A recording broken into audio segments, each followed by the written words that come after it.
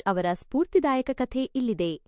ಒಂದು ಹಸಿರು ಹಳ್ಳಿಯಲ್ಲಿ ಮನೋಜ್ ಎಂಬ ಹುಡುಗ ವಾಸಿಸುತ್ತಿದ್ದ.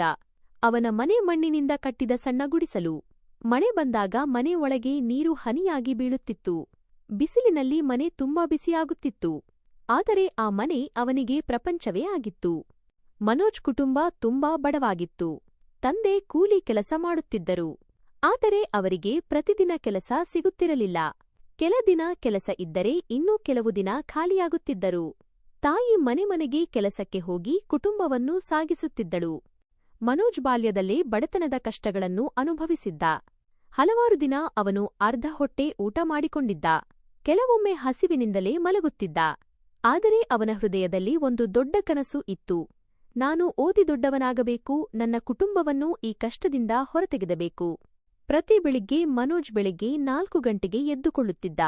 ಅವನು ಮೊದಲು ಬಾವಿಯಿಂದ ನೀರು ತಂದುಕೊಡುತ್ತಿದ್ದ. ನಂತರ ತಾಯಿಗೆ ಅಡುಗೆ ಕೆಲಸದಲ್ಲಿ ಸಹಾಯ ಮಾಡುತ್ತಿದ್ದ. ಕೆಲವೊಮ್ಮೆ ಹತ್ತಿರದ ಕಾಡಿನಿಂದ ಮರದ ಕಡ್ಡಿಗಳನ್ನು ಕೂಡ ಕಲೆ ಹಾಕಿ ತರುತ್ತಿದ್ದ. ಈ ಎಲ್ಲ ಕೆಲಸಗಳನ್ನು ಮುಗಿಸಿದ ನಂತರ ಅವನು ಶಾಲೆಗೆ ಹೋಗಲು ಸಿದ್ಧವಾಗುತ್ತಿದ್ದ. ಆದರೆ ಅವನ ಬಳಿ ಸರಿಯಾದ ಯೂನಿಫಾರ್ಮ್ ಇರಲಿಲ್ಲ. ಅವನು ಹಳೆಯ ಹರಿದ ಬಟ್ಟೆಗಳನ್ನು ಧರಿಸುತ್ತಿದ್ದ. ಅವನ ಚಪ್ಪಲಿ ಕೂಡ ಮುರಿದು ಹೋಗಿದ್ದವು. ಕೆಲವೊಮ್ಮೆ ಅವನು ಕಾಲಿನಲ್ಲಿ ಚಪ್ಪಲಿ ಇಲ್ಲದೆ ನಡೆದುಕೊಂಡು ಹೋಗುತ್ತಿದ್ದ. ಶಾಲೆ ಅವನ ಹಳ್ಳಿಯಿಂದ ಸುಮಾರು 4 ಕಿಲೋಮೀಟರ್ ದೂರದಲ್ಲಿತ್ತು. ಅವನು ಪ್ರತಿದಿನವೂ ನಡೆದುಕೊಂಡು ಹೋಗುತ್ತಿದ್ದ. ಬಿಸಿಲು, ಮಳೆ, ಗಾಳಿ ಯಾವುದೂ ಅವನನ್ನು ತಡೆಯಲಿಲ್ಲ. ಶಾಲೆಯಲ್ಲಿ ಕೆಲ ಮಕ್ಕಳು ಅವನನ್ನು ನೋಡಿ ನಗುತ್ತಿದ್ದರು.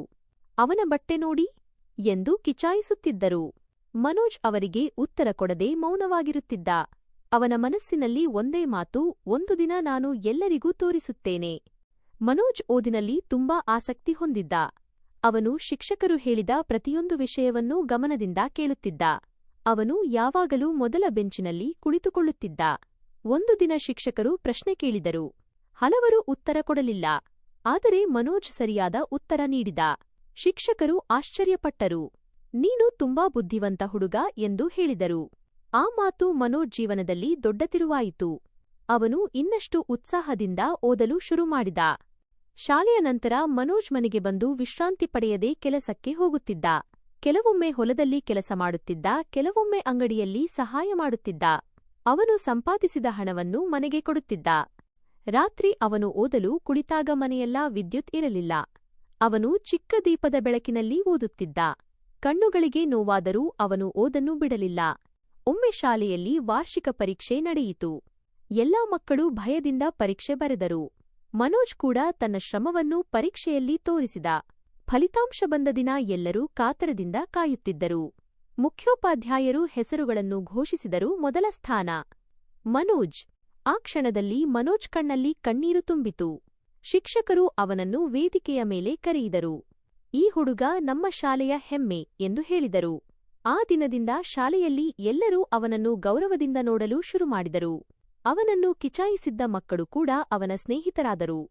ಆದರೆ ಜೀವನ ಇನ್ನೂ ಪರೀಕ್ಷೆ ಮಾಡುತ್ತಿತ್ತು. ಒಂದು ದಿನ ಅವನ ತಂದೆ ಕೆಲಸ ಮಾಡುವಾಗ ಗಾಯಗೊಂಡರು. ಈಗ ಮನೆಯ ಹೊಣೆಗಾರಿಕೆ ಸಂಪೂರ್ಣ ಮನೋಜ್ ಮೇಲೆ ಬಂತು. ಅವನು ಬೆಳಿಗ್ಗೆ ಶಾಲೆ, ಸಂಜೆ ಕೆಲಸ, ರಾತ್ರಿ ಓದು ಈ ರೀತಿಯಾಗಿ ತನ್ನ ಜೀವನವನ್ನು ಸಾಗಿಸುತ್ತಿದ್ದ. ಕೆಲವೊಮ್ಮೆ ಅವನು ತುಂಬಾ ದಣಿದು ಹೋಗುತ್ತಿದ್ದ. ಆದರೆ ಅವನು ಎಂದಿಗೂ ತನ್ನ ಕನಸನ್ನು ಬಿಟ್ಟಿರಲಿಲ್ಲ. ಒಂದು ದಿನ ಸರ್ಕಾರದಿಂದ ಬಡ ವಿದ್ಯಾರ್ಥಿಗಳಿಗೆ ವಿದ್ಯಾರ್ಥಿವೇತನ ಪ್ರಕಟವಾಯಿತು. ಶಿಕ್ಷಕರು ಮನೋಜ್ಗೆ ಅರ್ಜಿ ಹಾಕಲು ಹೇಳಿದರು. ಮನೋಜ್ ಅರ್ಜಿ ಹಾಕಿದನು. ಕೆಲವು ದಿನಗಳ ನಂತರ ಅವನಿಗೆ ವಿದ್ಯಾರ್ಥಿವೇತನ ಸಿಕ್ಕಿತು. ಆ ದಿನ ಅವನ ಜೀವನದಲ್ಲಿ ಹೊಸ ಬೆಳಕು ಮೂಡಿತು. ಅವನು ಹೊಸ ಪುಸ್ತಕಗಳು, ಯೂನಿಫಾರ್ಮ್ ಮತ್ತು ಚಪ್ಪಲಿ ಖರೀದಿಸಿದ. ಅವನ ಮುಖದಲ್ಲಿ ಸಂತೋಷ ತುಂಬಿಕೊಂಡಿತ್ತು. ಈಗ ಅವನು ಇನ್ನಷ್ಟು ಶ್ರಮದಿಂದ ಓದಲು ಶುರುಮಾಡಿದ. ಅವನು ತನ್ನ ಗುರಿಯ ಕಡೆಗೆ ಸಾಗುತ್ತಿದ್ದ. ವರ್ಷಗಳು ಕಳೆದವು. ಮನೋಜ್ ಹೈಸ್ಕೂಲ್ ಮತ್ತು ಕಾಲೇಜು ಮುಗಿಸಿದ. ಅವನು ಸ್ಪರ್ಧಾತ್ಮಕ ಪರೀಕ್ಷೆಗಳಲ್ಲಿ ಉತ್ತೀರ್ಣನಾದ. ಕೊನೆಗೆ ಒಬ್ಬ ದೊಡ್ಡ ಅಧಿಕಾರಿ ಆಗಿ ತನ್ನ ಕುಟುಂಬವನ್ನು ಬಡತನದಿಂದ ಹೊರತೆಗೆದನು. ಒಂದು ದಿನ ಅವನು ತನ್ನ ಹಳ್ಳಿಗೆ ಮರಳಿದ. ತನ್ನ ಹಳೆಯ ಶಾಲೆಗೆ ಭೇಟಿ ನೀಡಿದ. ಶಿಕ್ಷಕರನ್ನು ನೋಡಿ ನಮಸ್ಕರಿಸಿದ. ನೀವು ನನಗೆ ದಾರಿ ತೋರಿಸಿದ್ದೀರಿ ಎಂದು ಕೃತಜ್ಞತೆಯಿಂದ ಹೇಳಿದರು. ಮನೋಜ್ ತನ್ನ ಹಳ್ಳಿಯಲ್ಲಿ ಬಡ ಮಕ್ಕಳಿಗಾಗಿ ಉಚಿತ ಶಾಲೆ ಪ್ರಾರಂಭಿಸಿದ. ಯಾವ ಮಗು ಬಡತನದ ಕಾರಣದಿಂದ ಓದನ್ನು ಬಿಡಬಾರದು ಎಂದು ನಿರ್ಧರಿಸಿದ. ಈಗ ಹಳ್ಳಿಯ ಮಕ್ಕಳು ಸಂತೋಷದಿಂದ ಶಾಲೆಗೆ ಹೋಗುತ್ತಿದ್ದಾರೆ. ಮನೋಜ್ ಅವರ ಜೀವನದಲ್ಲಿ ಬೆಳಕು ತಂದಿದ್ದ.